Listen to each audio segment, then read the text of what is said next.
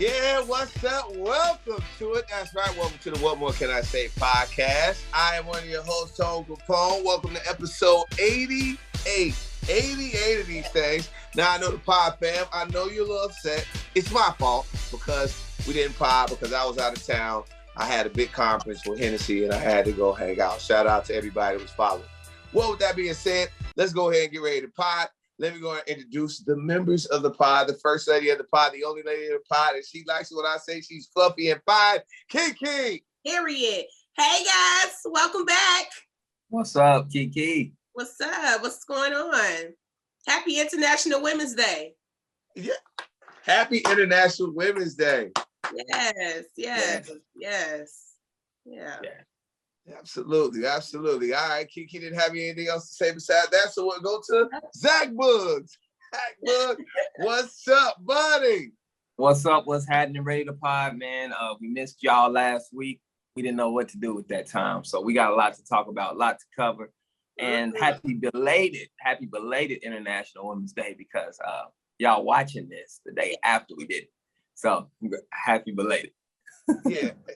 And Zach, I want to say what's up to your new setup, bro. I see you got a little desk, you got some stuff going on over there, bro. Let me tell you something. My office, I'm one piece of equipment away from never going into the office again. I've got everything I need right here. Wait till I get my little backdrop. That's in the works. I'm gonna have a little backdrop. Somebody got them taxes back. You got them young taxes, baby. Them taxes hidden. No, them taxes ain't hit yet. When them taxes hit, you gonna see me put a down payment on a charge. That's when you gonna know. Come on, yeah. That's when them taxes hit, you gotta go get you a little Camaro. You know what I'm saying? Yes. Gas is high too, so choose your car wisely. Okay. Please. Hey, look, shout out to anybody, man. You get your taxes back. I want to let you know. Them your taxes, don't spend them on nobody, not your kids, not nobody, nothing. Nothing. Don't you get your kids nothing unless they in very bad need of something. Now, if you need a bill to get paid, if there's something your kids need, shoes, or they need some things, food in the house, yes. Take care of the necessities for the kids. But I'm talking about, no, we just spent all that money in Christmas. It's your turn to have Christmas. Taxes is grown people's Christmas. We get our taxes back. Treat yourself something good. Buy you something that you know goddamn well you ain't supposed to buy. I don't care. Diamond earrings, I get them. Some Gucci flip-flops, get them. A Gucci belt, get them. I know. When taxes come back, the belt game is about to be on tilt in a minute. Yes, everybody's shirt tucked in. It's you know, y'all don't know how to act. I'll be like, untuck y'all shirts. You know, it's not that deep. So, but please. You know, yeah. Especially just the front. That's the one that bothered me. Yeah. You got the rest of the shirt down, but you just got the front tucked in. Boy, stop that. Pull that little shirt out. You see the dude who always be yawning and pulling his shirt up? Right. Shirts get extra small when y'all get a new belt. You know, the shirts be real little, but it's all right. All right, let's get ready to pile. Let's jump right into it, everybody. All right, let's go ahead and get to it.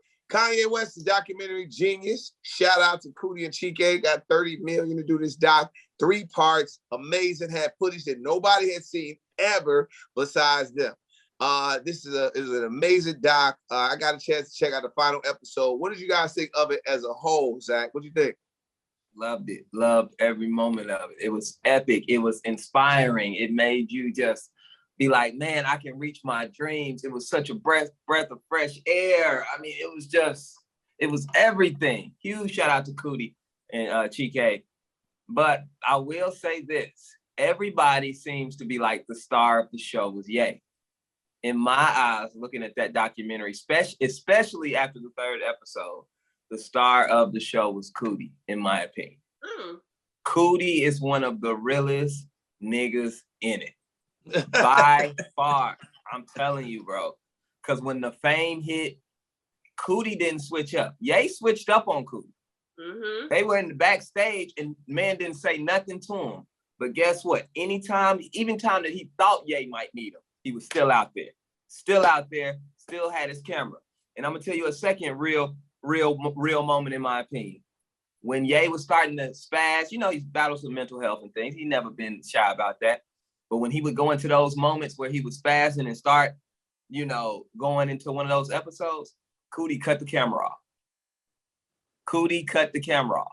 Now that was after 6-7 years of this man not like messing with you. Mm-hmm. You know what I'm saying? He could have easily kept the camera recording and sold that footage to TMZ for M's. You know what I'm saying? But to do it this way, the right way, cut the camera off, still have integrity. I mean, Cootie is just an amazing dude. Every person needs a Cootie in their circle. Yes. For real. Like, I just felt like I was so inspired, man. And just Cootie is a real one. Yeah. For real. Him and Keke, they real ones. For sure. Yeah, that's well said, Zach. Hey, Keke, seeing this whole thing in its entirety, we've been hearing about it for over a year.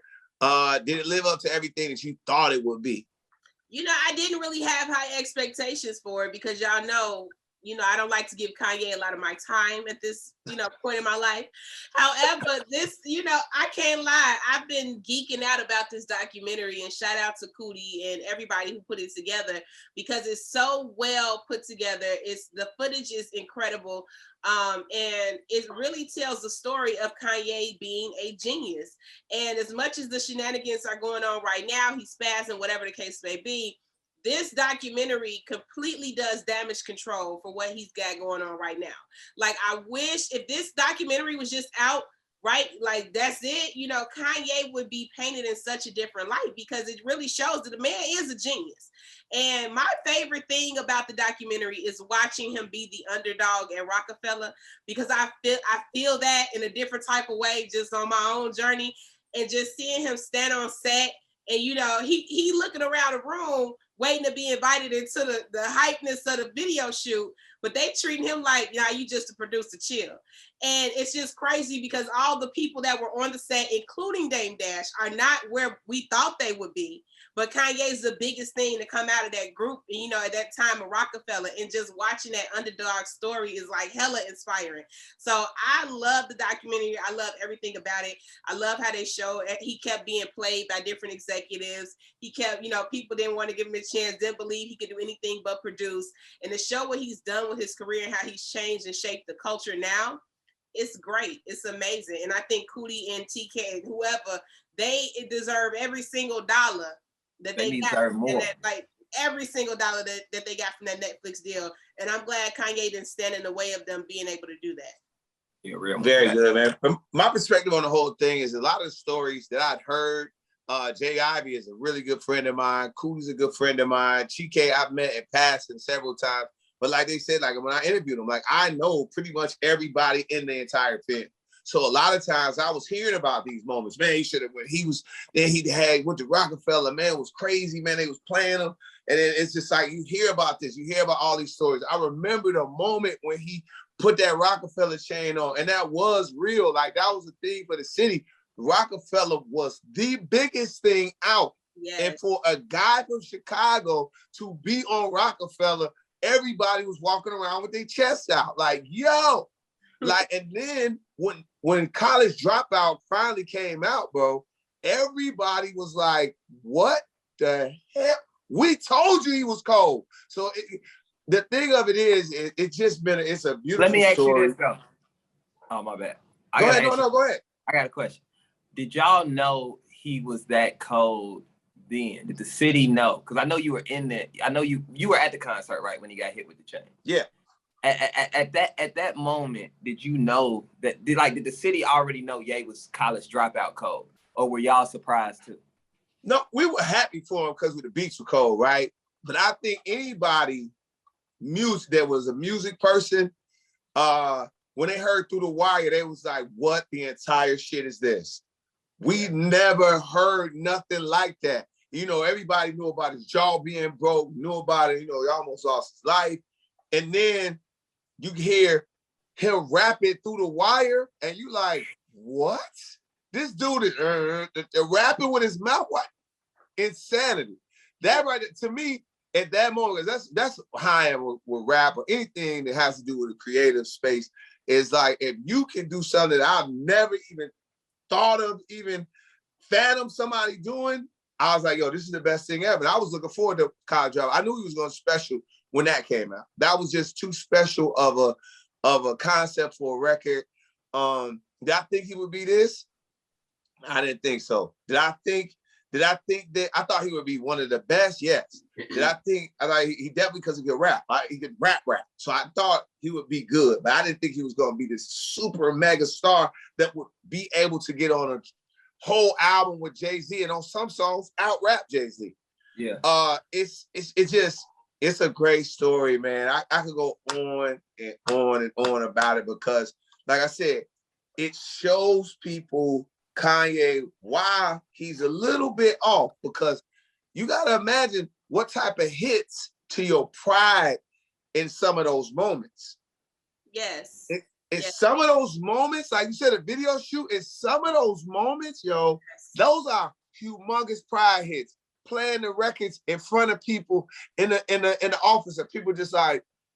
But no, see, here's the thing. I know they painted it like that, but a lot of them people wasn't in position to do nothing. That lady was in promotions. No. I'm gonna tell you this: it's in record companies. You never know who. All it takes is somebody to get. If you're in the office and somebody like, yo, you heard that he all right, it can help you get into the conversation faster. Yeah. I'm telling you, that's why they try. That's why they went to those people, because they were like, yo, they just trying to get a buzz to get Dame ear. That's it. Yeah. So one of them people to say, hey, you heard Ye stuff? It's decent. Yeah. You know what I mean? And like you said, Keke, it's a real thing. It's a very real Dame and them gotta be looking nuts. I mean, Dame still, but he gotta be looking at himself like, damn. Yeah. What you mean? He was signed to Rockefeller. He ain't looking at He signed him. He signed him, but you didn't put no money in him. You didn't put no money. You didn't invest no money. No budget. The man went out. The man was sneaking in MTV at night to edit through the wire video. Like, he put all of his producing money in his career. Like, you gotta. I just feel that shit on a different level. I'm sorry. It's this underdog thing. Like, to see him sneaking around trying to put together his music video, then to play it for Dame at the party and be like, you know, I put my own money in it. Dame didn't look impressed. Nobody clapped. You know what I'm saying? It was just like, oh, okay.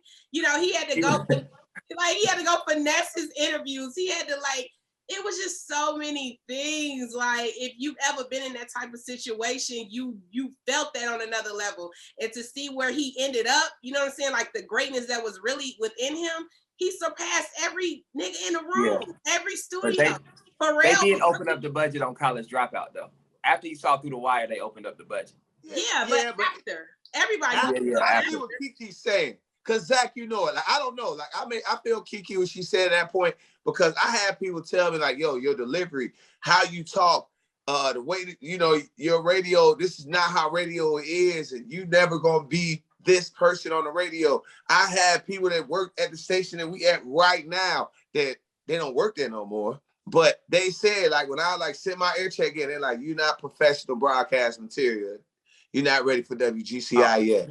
And I was like, damn. I'll show you emails of me sending stuff to GCI in 2012, 2014. It was people who told me no, who I'm doing more than them now. You know what I'm saying? I know what y'all saying. So that's what I'm saying. That's what we feeling. Sure. That's what we feeling.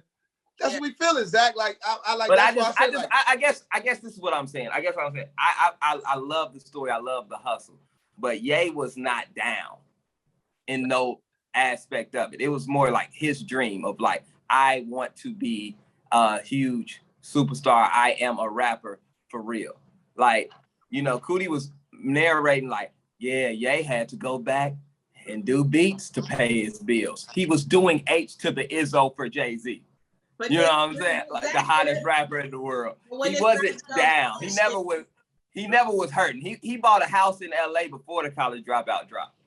But if you know you destined for more, and they're just telling you that you're just a comedian, that's it. Absolutely. But you can never be an actor. You can never do radio. You just, somebody was telling you just a comedian. That's all you worthy to do. You gonna bust your ass to show them that they're wrong. For sure. Yeah. Bring up another person. I'll bring up another person. And some people say when they run into him, he act different. Don't act different to me, because Lil Rel got shitted on all the time. All the time. Shitted on. Rail got shitted on all the time. He would tell me like, man, bro, this, that, and the other, this, and this. And look at what he doing. That's why he act that way. Sometimes people, you wonder why a lot of people act certain ways because they took a lot of shit and felt weird a lot of times. So when they up, they're like, oh, man, all right. I heard some real stories. Yeah. See, I like me and Rail are cool. You know what I'm saying? Like Rail was like, man, I remember we was in Chicago State. Here's a quick story. Chicago State. He said, Tone, man, I'm getting ready to move to LA. I'm getting ready to go start doing these comedy shows, bro. And I'm gonna try to rock out. I'm gonna try to rock it out there. Some people say I shouldn't move. They said a lot of stuff. I'm getting ready to go try to do it, bro, because I think I could be a big star. I was like, bro, you talented as hell. I would nothing but the best, bro. Get out of here and go do that shit. Cause shit, if it don't work out, just don't work out. But the bet, look at the other side of it is, if it works out, it's crazy. And that's the thing, like, you know what I mean? Like, so I understand it. I think I'm on Keke's side in this a little bit because I really, really, really remember certain times in my career, and I was like, watching it like, yeah, I remember that. I mean, a lot of that Kanye stuff, like, yo, bro, I was on the weekends, and I was like, I watched all that stuff, like, man, I can't wait to interview Kanye. Oh, I can't wait to do this. I wasn't on the radio full time at that point doing some of that Kanye stuff. Not during the beginning, towards the end. I would even say that to be active. His stuff started when we started kind of the same time, at the same moment, getting stuff going. He's producing. I'm doing weekends. That's why I say I was there through the whole thing. But yeah, great documentary. If you haven't had time to check that out, man, it's amazing, guys. For real. Look, I just say this. Shout out to Cootie's narration because he sounds like such a Chicago man. Like he just, and then it was crazy how Kanye just went. Like it's like it's so. It was real. That tone. It was hilarious. Yeah. Then I didn't see A for 6 years. Yeah. So that he didn't speak. I was like, damn, you didn't speak. That's fucked up. His narration was amazing. I loved it. Yeah, great doc. Again, check it out, guys. Streaming. Let's get to this. The game. He's gonna be on Drink Champs. There've been other podcasts that said it's gonna probably be the best lies we've ever heard in history. Game's gonna say a lot of stuff. Hasn't dropped yet on Drink Champs, but what do you think? Game has said he's better than Eminem. He said that Kanye's done more for him than Dr. Dre. On and on. What do you got to think about what Game's got going on right now? Zach, talk to me. Which part? Give me one of those things. What was he talking about? Just anything. What the Game you've seen the clips? Okay. He said he's a better rapper than Eminem. Do you think he's a better rapper than Eminem? I'll go there. I don't know if he's a better rapper than Eminem or not. I think that he should believe he's a better rapper than Eminem. Rap is a very competitive sport. You know, you got to think you're the best to even be in that, to be a platinum selling rapper like Ye did. You know, Ye felt like he was one of the best, you know, and then Game feels like he's better than Eminem. I respect that. But at the end of the day, he said he'd beat him in a versus. And what the Game and Eminem need to know that if they did a versus, I'd probably go to sleep. It'll be a sleepy versus for me. That's just me, Keke. I'm sorry. I feel you. I sit after this is how we do. Hate it or love it. Child. I'm not trying to hear all them references. That's all he gonna do. When you hear a Game album, all he do is rap about other people. He was like, I was with Kanye in 05. Listen to all his raps. I was in Kanye in 05. Dr. Dre told me that the Chronic's still alive. That's his flow. He always just throw a rapper name in it. Say I'm lying. Say I'm lying. Oh my God. That's all he do. You know what I'm saying? That's his style. You know, Eminem, a little too aggressive for me. I think Eminem is dope. It's a lot of songs that I like from Eminem when I was young. But, I'm going to ask y'all this. When you're riding in your car and you're like, man, I want to hear something I ain't heard in a while. Oh, man, I want to hear a classic album. I want to hear something dope. Do you ever pull out that Game? Any of his albums? I have. Do you ever pull out some Eminem? I have. I'm not gonna tolerate too much more of the Eminem slander on today. So let's. I didn't know. I had no idea you was an Eminem fan. Keke, Eminem fan. Yeah. I had no idea you was Eminem fan. I thought it was only Ja Rule and Omarion. But now you gonna let a white boy know. Okay, affirmative action. What episode 88 we learned? Yes. Keke's an Eminem fan. What's going? Keke, talk to. We gotta hear from you. What's up? Why y'all playing with Eminem? Like, and I don't like this because Eminem is he's so chill. He don't bother nobody. He wearing the same outfit from 2001. He just pop up in that black coat, do whatever Dr. Dre need him to do, and then he go back in hiding. So he's very unproblematic at this point in his career. So I don't like when people be trying to play him like he did not have an entire era where he was on top and he really changed the game. The reason all these white rappers is popping, all Jack Harlow, Macklemore, all of them are baby M&Ms. They all fruit off Eminem tree. So, I feel like he deserves his flowers at this point in his career. And let's not act like Eminem is not one of the coldest rappers, period. Fact.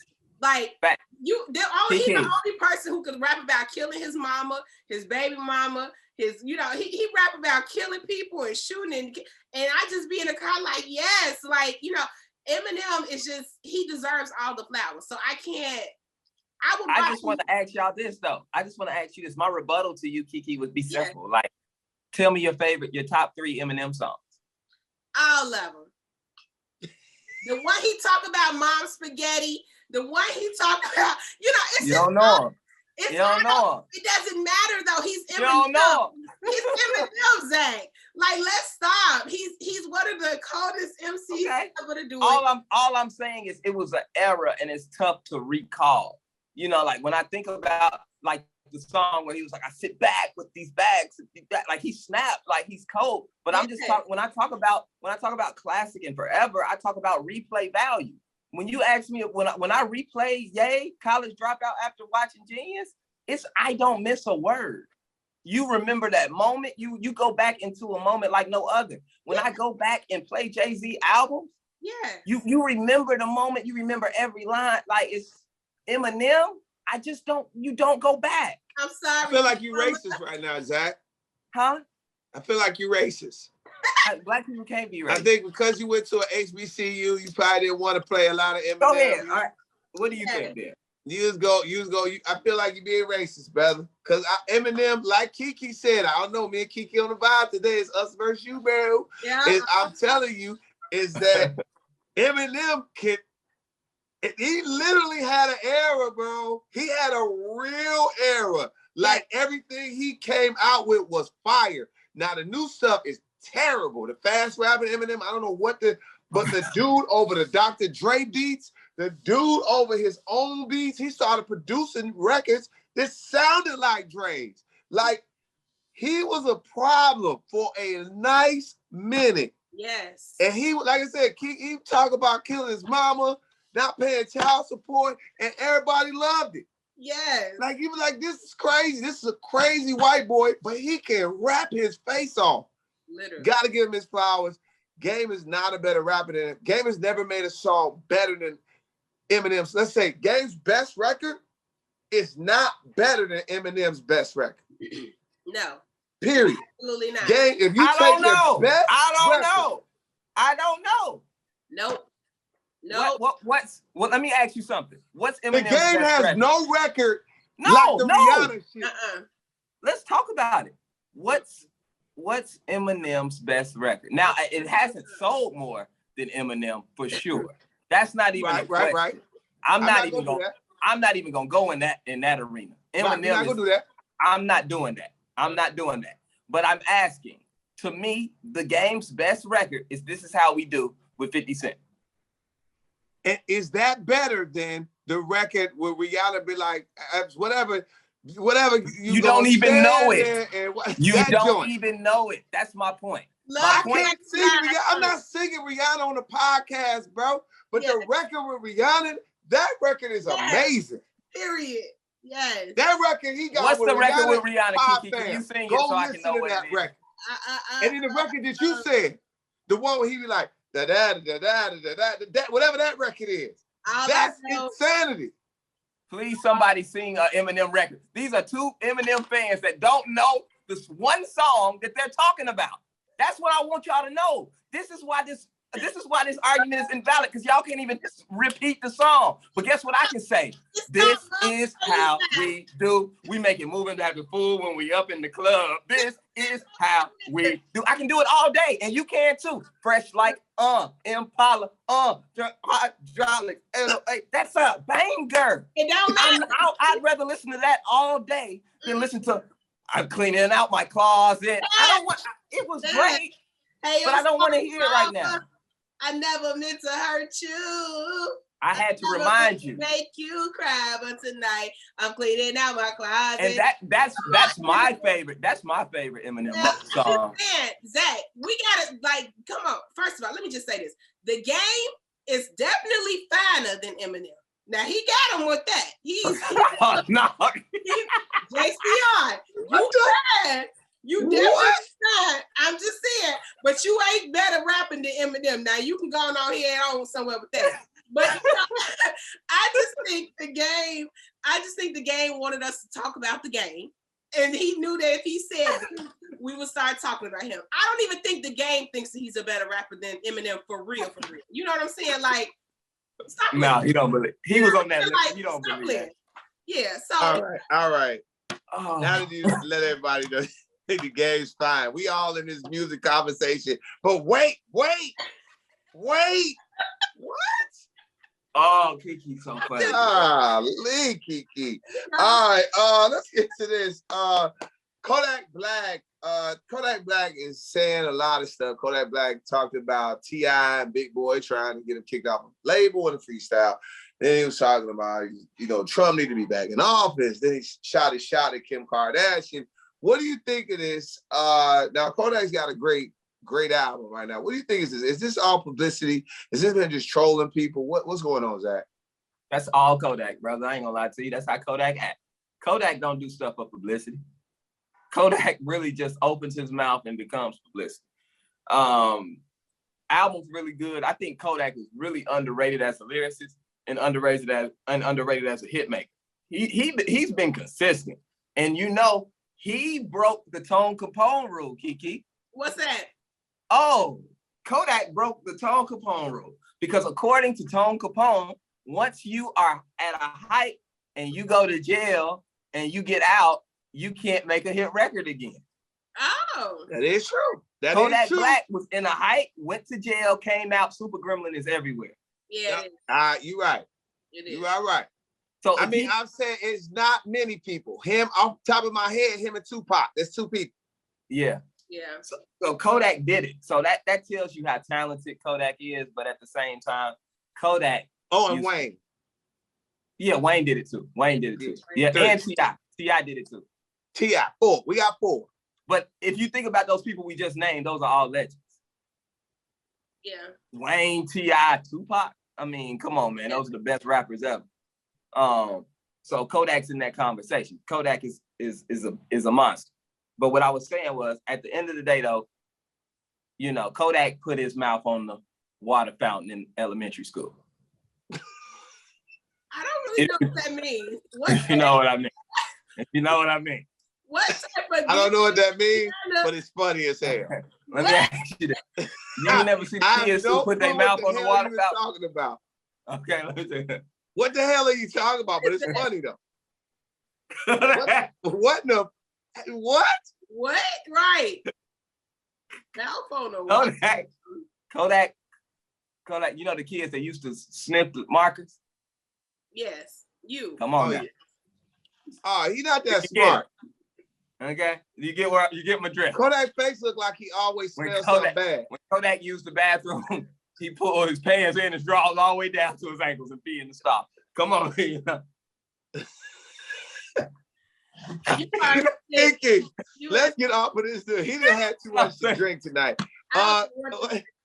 What's up with Kodak, man? You think this is good for his career? He trolls. He said something about Kim Kardashian. We remember when he said something about Lauren London right after Nip passed. That was trash. I mean, what do you think? What do you think about Kodak just in general? You know, I love the fact that he's able to make hit records like this, but the thing Kodak is missing is the women. We don't like him. We don't find him attractive.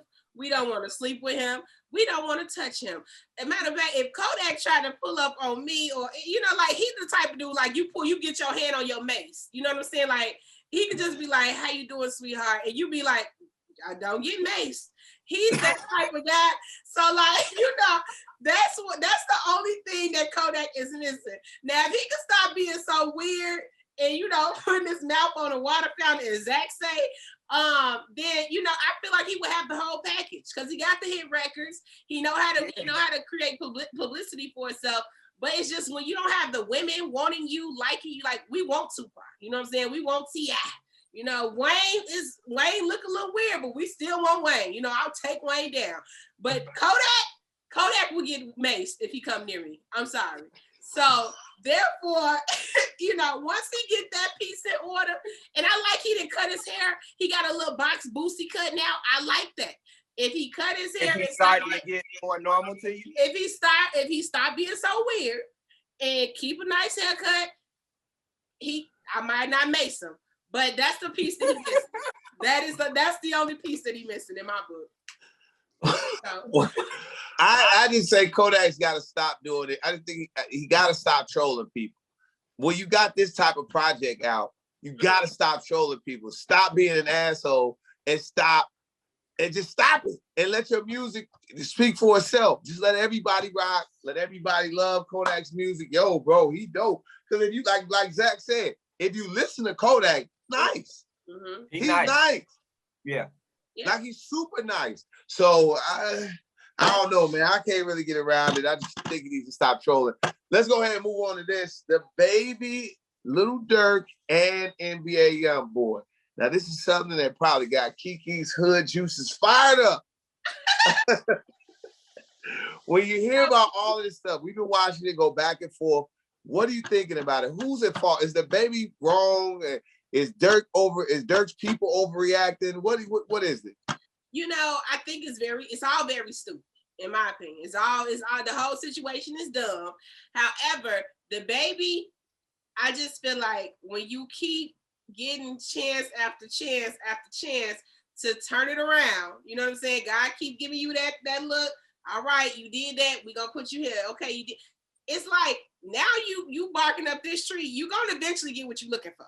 Like, I don't know what type of, Grand Theft Auto dream you trying to live, but like, you playing with that little boy in LA, you down south playing, but please don't come to Chicago thinking it's sweet because this is not what you want. So that's the only thing with the Baby. I feel like you have a project out. We forgot, we're starting to forget about the gay comments. We starting to forget about you antagonizing your baby mama on social media. Now you doing stupid stuff online with Chicago rappers.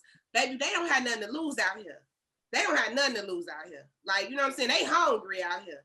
And all respect to Calboy. I love Calboy, but like seeing how upset he was on that IG live today, like this is probably not what you want. So just go on and like live. You got a great career going. You got great records. You got great opportunities ahead of you. This is not what you want. Please do not become a casualty or, you know what I'm saying, an example of some internet beef gone wrong. And you getting yourself in the middle of NBA Youngboy and Lil Durk for what? You're the Baby. You know what I'm saying? You much more commercial than I would say, well, Durk is now. But before that, like you real commercial at this point.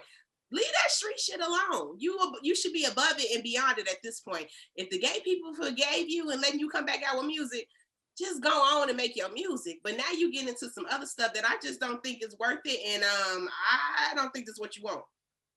That's what I wow. Gangsta Keke has spoken. Zach Boog, you see this man, Durk, the Baby, NBA Youngboy. You think it was even smart, like even partner up with NBA Youngboy? Is this another bad decision from the Baby? I think it was a terrible decision, but at the time, like I always like to look at people who've done things before me. You know what I'm saying? Like if you accomplish something I want to accomplish before me, I can follow that path. You know what I'm saying? It's a blueprint out there somewhere, And to me, the baby's blueprint should be more along the lines of Ludacris. Okay. When Ludacris came out, Ludacris was rapping. He had the animation, you know what I'm saying? And, you know, the baby came out like that in the diaper, the big muscle suits, you know what I'm saying? Yes, somebody who's connected to the streets, but not necessarily in the streets. You know what I'm saying? The baby, you could have you a nice rap career that could transition into acting. You know what I'm saying? Just look at what people have done before you, bro. You don't have to be in the streets. Now, as far as the street stuff with Dirk and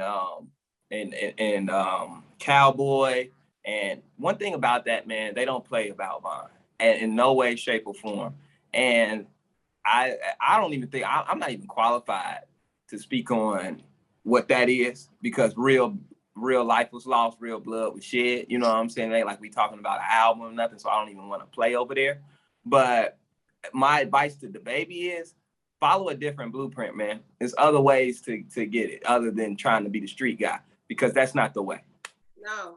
Yeah. And I think what he did was, I think it was a bad decision. Same way coming out with Tory Lanez after the situation with Meg Thee Stallion. It was a poor decision-making skill.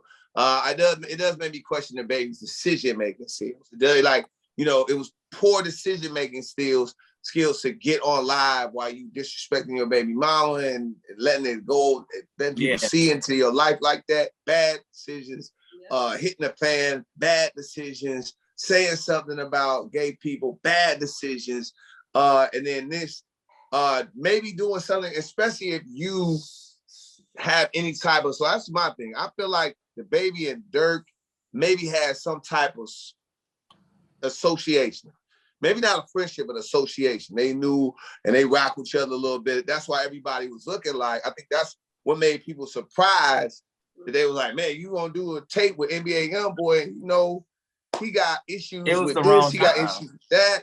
You know, he made something talking about Bond, and then you say, like, street dude, again, I've said this before. One thing about street cats is when they grieving, they are in their most dangerous state. And when they, even more than when they mad, when they grieving, and they are still grieving over Bond, people not gonna play with you. Now, I get it. The baby, you're a tough guy and all of that stuff. But at the end of the day, I say, make money, make music, and repeat that process. Oh, I'm sorry, I meant to throw my last part in there. And party your face off. And repeat that for about 7 years, 10 years. Enjoy your money. Make more music. Party your face off. But getting in beef is weird. I'm going to tell you what it looks like. What it looks like is this. Dirk, hot right now. Got a tour sponsored by Live Nation. Dirk is Big Bank Hank, getting all the money. Him and a couple other rappers, mainly Moneybagg Yo. They getting this bread out here. They getting bread out here. Moneybagg ain't nobody's beat. Right, and everybody's looking at it like, oh, he's the new guy? I was the guy. And now they picking at it. And it's like trying to start beef. The one thing that I love that's going on, Facts. The one thing that I think is the dopest of all of it, Dirk ain't saying shit. He not really, because we all know from here, we know him and any people around him are not to be played with. He ain't saying nothing. He gonna keep catching whatever hundreds of thousands of dollars they get him to play for 20 minutes of his music. And let the baby figure it out. Because at the end of the day, I told y'all this, all this shit wouldn't be happening if the baby had a hit record. He does not have a hit record right now. Nothing at all. You need it. That's the thing. Now, NBA Youngboy's got some records. But the baby tried to team up, and that's what my man from OTF, I forgot his name. That's what he did. He called him out on it. Man. He said, hey, man, he's trying to necessitate your career. I see what you did. I'm hating, man. I just feel like I feel like they picking at Dirk and messing with him because Dirk is the hottest right now. You know what I'm saying? And I believe Dirk and NBA Youngboy kind of got a similar fan base. And I feel like NBA Youngboy is in jail and Dirk blew up while NBA Youngboy was going through his legal things. And he doesn't like that. He come out and be like, Dirk's that guy now, like you said. So, nah, man, this is get your money. I think everybody should just get money. Everybody should go out here and get bags. That's all I would do. I wouldn't worry about nobody. Nope. 1,000%. All right. Well, that's gonna wrap it up because I was gonna do a relationship question, but it was just, hey guys, just stop asking people weird stuff, man. That's all I'm gonna say. Don't ask me no weird stuff, man. I got weird stuff. I don't. Okay, because I'm ready. I want. What's the thing? We want to know. No, I just feel like we lost our player somewhere along the lines, man. I believe that. I feel like that just as a community, as a culture, we lost being player, man. You gotta be a player, bro. You gotta just be a player. Women respect players. Like that's the thing. I think a lot of guys don't understand that women can really see the goofy. They really can. They really can see the goofy. Yes, we can. So if you try to dirty mac somebody or you try to do things and just be a player, bro. People respect the player. Keep it player. I don't know. I just want to tell. I don't know. Play scenes from the Mac, Boomerang. I don't know. Harlem Nights. Watch stuff. I don't know. I don't even know. Go talk to my uncles. I don't know. Somebody needs to teach somebody how to be played. And that's what it is. When we stop having seeds in it, that's when people stop being played. They need some reaper. They don't need no chronic, whatever, no loud, no nothing. They need reefer. That's when they was players. All right, that's it. Okay. Oh no, keep it player. Keep it player. All right, Keke, final thoughts. I gave my final thoughts. Go ahead, Keke. Go ahead. I just want everybody to keep it player, as Tom say. That's the new Pusha P. Keep it player. So y'all make sure y'all do that. And shout out to the pod fam. I know a couple of y'all been hitting me up about the Jeezy and K Michelle show that we're gonna be hosting at the Chicago Theater. That's coming up on the 19th. So make sure you get your fit ready. I'm gonna bust out a new wig on y'all for the show. So come on, make sure y'all get your tickets to that at Ticketmaster.com because it's definitely going up. I cannot wait to see K Michelle. Y'all know she's been showing her titties all over the tour. So I saw that. Don't come to Chicago and discriminate now. We with all that. So it's just gonna be a good time, and I want everybody to go get their tickets to that. But that's it for me. Other than me, yeah. And y'all just keep me in y'all prayers. Like y'all ever seen that clip on TikTok of R. Kelly when he was like, I'm fighting for my life. I just feel like I've been like that for the last 2 weeks. So y'all just keep your girl. Okay, all right. Yeah. Keke, I can pray for you. I don't know if I want your prayer because I don't even know if God answers your phone calls sometimes because you play so much. So, everybody pray for me except for Zach. Zach, vital thoughts, brother. Well, speaking of prayer, I do have a prayer that I would like to recite. It was something I wanted to talk about last week, but we didn't pod. So this week is perfect time. It's still very relevant. Still very relevant. Yeah. I need everybody to please bow your heads. Oh God. Please bow your heads. Okay, is everybody okay? Dear Lord, it's me, your humble servant, Zach Boog. And right now we need you, Lord. It is an emergency, Lord. We are in an emergency state, 911, Lord. Listen, Lord, at the State of the Union address, the President of the United States, Joe Biden, he turned his back on the American people, Lord, and he pulled a hater move. Yes, he did, Lord. He pulled a hater move, Lord. He said he hired a prosecutor to lock up people who got PPP loans. Lord, get them. Amen, Lord. Lord, tell Joe, we spent that money already. Tell him that money gone. Tell him that money is gone, Lord. Tell him he can get that money back from Gucci. You know what I'm saying? Tell them they can get that money back from Dubai, because that's where we went with that PPP loan. If you want to go get the money, go send it to Dubai. You know what I'm saying? We went on vacation with that bread. You can get that money back from the vendors in China, because my cousin, she started a boutique with that money. Amen. Period. She did. She took that PPP loan money and started her business. Yeah. So that's who got the money. Okay? Don't do this, Lord. Please tell Joe to reconsider. This I ask in your name. Amen. Amen. Amen. Yes. This fool said the vendors. He ain't lying. That man ain't told no lie.